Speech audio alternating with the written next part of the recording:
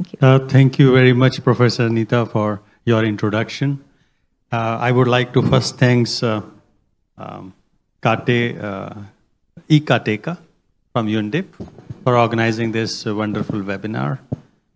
Our previous speakers from ASDM, MOI, UNDIP, and PT Pupuk Indonesia has covered many things. So once again, Selamat Pagi. I am very happy to be here today. Bahasa aku tidak bagus, so saya akan berbicara dalam English, bahasa Inggris. Mohon maaf. So thank you very much. My topic is carbon neutrality through inclusive and sustainable industrial development organization. As I am from United Nations Industrial Development Organization, our mandate is SDG 9, which is Industry, Innovation, and Infrastructure. Can you move this next slide, please? So just for a thought, we consume millions of products every day, or we use them during our lifetime.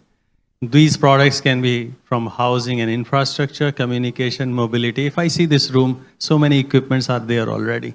Every equipment has embedded energy. That means when they are produced or manufactured, they consume some energy. They consume energy during their life of use or their useful life, and also they consume some of the energy while they are disposed of. So we can think of the quantum of industry and products required to fulfill our needs. Next slide, please.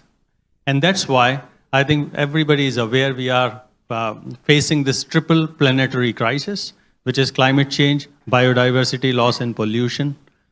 On the right-hand side in the graph, there are certain areas where biomass, metals, non-metallic minerals, and fossil fuels, and their share on the climate change.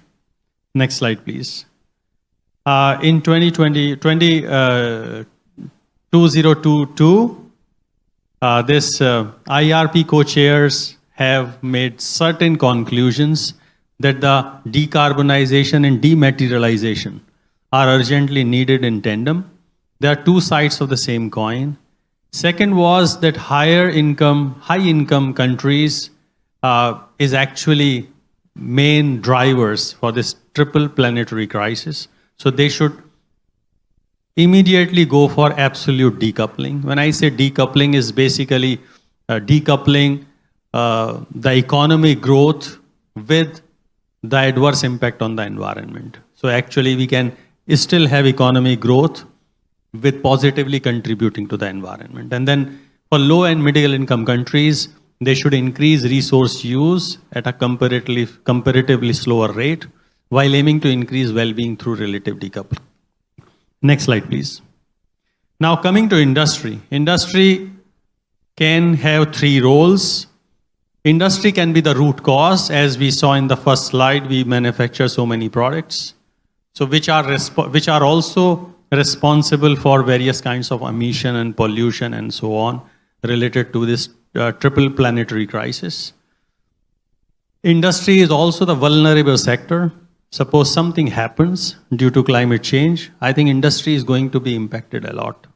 And industry also provides employment, economy, so everything will have some cascading effect, and we all are vulnerable because industry is vulnerable. But at the same time, industry is the one who can actually offer some solutions. And we have seen with the previous speakers, there are so many initiatives taken up at a relatively lower scale and at a planning stage, which must be replicated at a very large scale to address these challenges. Next slide, please.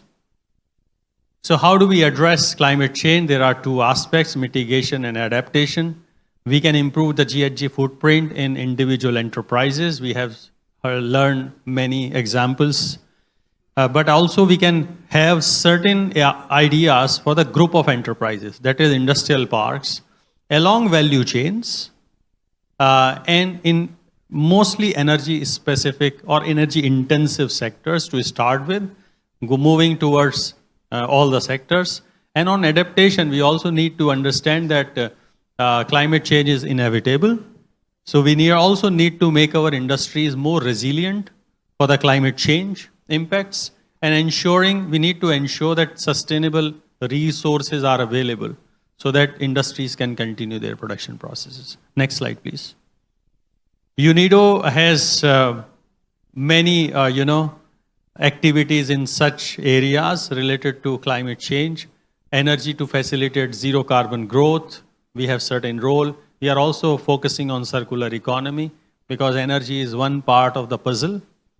Decarbonization of industry, ecosystem-based adaptation for industry, and reducing non-energy GHG emissions. Next slide, please.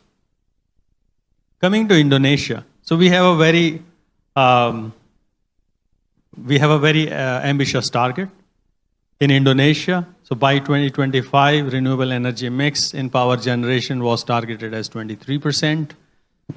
By 2030, as per updated NDC, GHG reduction 32% and 43% conditional.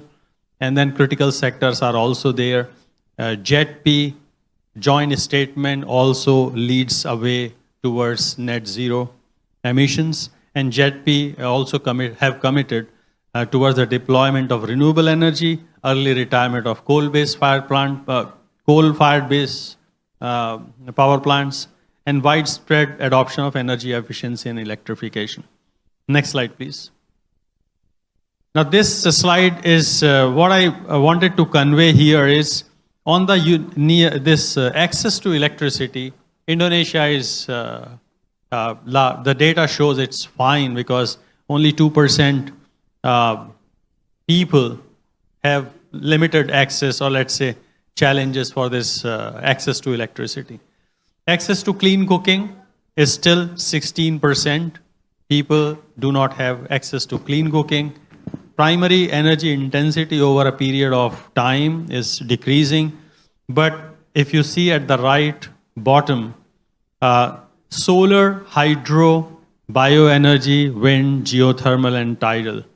Indonesia as an archipelagic country, we have a lot of potential, and also Indonesia is on the ring of fire. So if we see potential versus the current capacity, that doesn't look very good because solar is abundantly available based on the locations. Hydro potential is also very, very good. Bioenergy, unlike many Southeast Asian countries, Indonesia is yet to actually harness the potential for bioenergy. If you see in other Southeast Asian countries, they are able to use the waste biomass for variety of applications in the industry. So I think that should be focused.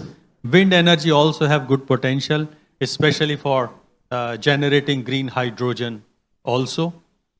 Geothermal also have a good potential, which is yet to be harnessed, and tidal too, because we are archipelagic country. So I think there is a lot of potential which needs to be harnessed to meet this net zero emission targets. Next slide, please. Here, you can see that energy efficiency can actually play an important role.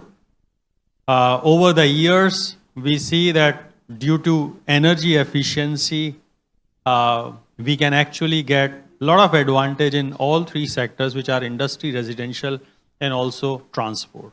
Transport actually provides a good opportunity to reduce emissions by energy efficiency. Next slide, please. So decarbonization of industry is, it's everybody's challenge. Industry accounts for about 1/3 of global emissions. 27 countries consume about 81% of energy by industry. 4 energy-intensive sectors are very, everybody should target for. SMEs and supply chain are another clusters for big potential. Energy efficiency, because of UNIDO also worked a lot with industry. There is a potential for energy efficiency which is to be tapped. And approximately, on an average, energy efficiency can deliver about 30% of emission reductions. Renewable energy uptake in industry is still slow. Electrification of cooling and heating can be explored, which is being explored globally. However, we also need to see what is the source of electricity. So electrification of cooling and heating will not give us good benefit if the electricity renewable mix is not very high. Then innovation also is needed for high temperature heat. Next slide, please. To give you some information, data, about 15 to 20% of global carbon dioxide emissions are because of industrial clusters or industrial parks. Next slide, please. In Indonesia, we started a resource efficient and cleaner production program in 2012, which continued until 2020, where textile, tourism, industrial parks, MSMEs were targeted. And as a thematic continuation of resource efficient and cleaner production, this global eco-industrial park program came in because later on in around 2017, it was decided that it's better to work on a cluster of industry level, although sectoral studies also helps, but this can also provide a lot of synergies. Next slide, please. So UNIDO, World Bank and GIZ published for the first time in 2017 the International Framework for Eco-Industrial Parks. The second edition was published in 2021. It actually provides a framework to improve the park management performance, environmental performance, social performance, and economic performance of the overall industrial park. And also it benefits the local neighboring communities. So those kind of indicators are there. There are about 64 benchmarks in this International Framework for Eco-Industrial Parks, or EIPs, which was published in 2021. And EIPs are compliance plus. So if you are just complying to the national, local regulations or some required international standards, you need to go a little further to have EIP approach implemented in the industrial parks. Next slide, please. This program is right now being implemented in 7 countries, 2 in South America, which are Peru and Colombia. 2 are in Africa, which are South Africa and Egypt, 1 in Ukraine, and 2 in Southeast Asia, Vietnam and Indonesia.